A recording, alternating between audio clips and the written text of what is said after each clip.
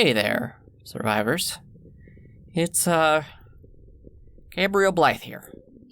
Survivor in the Great Salt Lake area. I hope you are all doing well.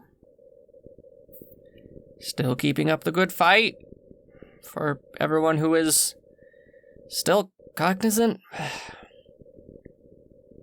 I know. I haven't said anything in a while. I haven't broadcasted in a long time. A long while. Yes, I am still alive. I still have all the radio stuff. It's obviously still working. Despite the best efforts of some new avian neighbors, you were probably worried sick.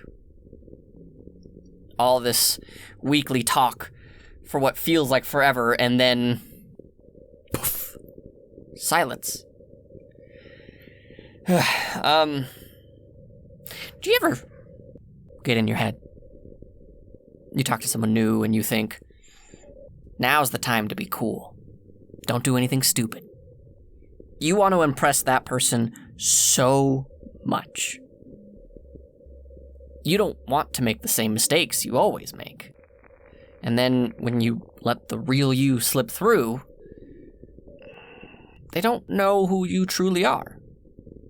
And depending on how long you have put up this facade, you may have lost track of who you were. So now you are confronted with not only this external question, but also internal question. Who even are you? And you forgot. In your efforts to sound cool or part of the current it trend, you fake it. Did you ever really like 80s electro acid pop? Come on, Gabe. You take a few weeks off, and all of a sudden, you forget how to do this. I had a great rhythm. And then, I got out of practice. All of this to say, getting back to the point, perfect segue, as always, Gabe, so nice, is that I was trying to pretend my habits, my passions, who I am, weren't there. So I wouldn't weird someone else out with those idiosyncrasies. I feared being judged. Which is a truly ridiculous thought.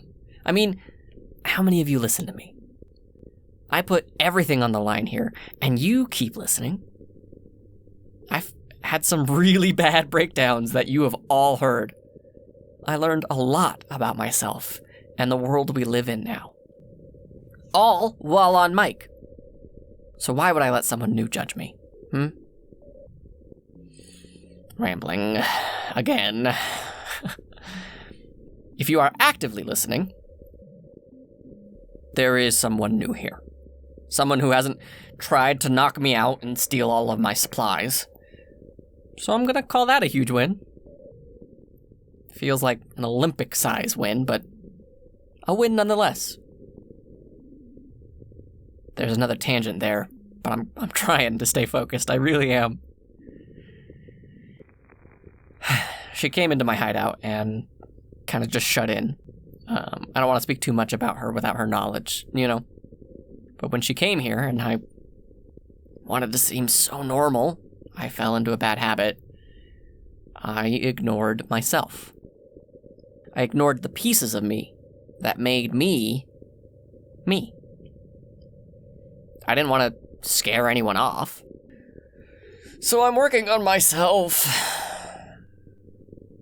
my boundaries, and pushing them in a healthy, slow process.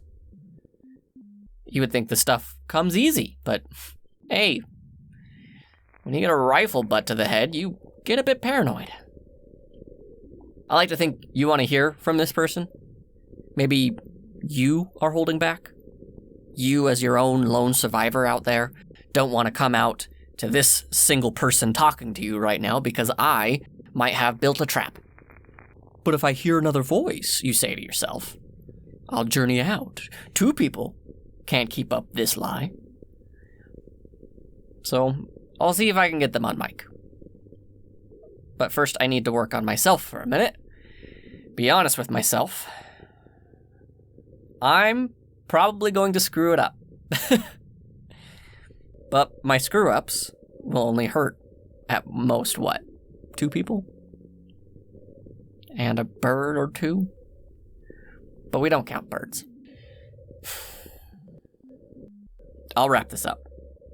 This was supposed to be just a check-in and say, hey, Gabe's not dead. Well, my rambling goes to show I am not, in fact, dead. Some habits can't be broken, right? Listen, survivors, there are more of us than you know.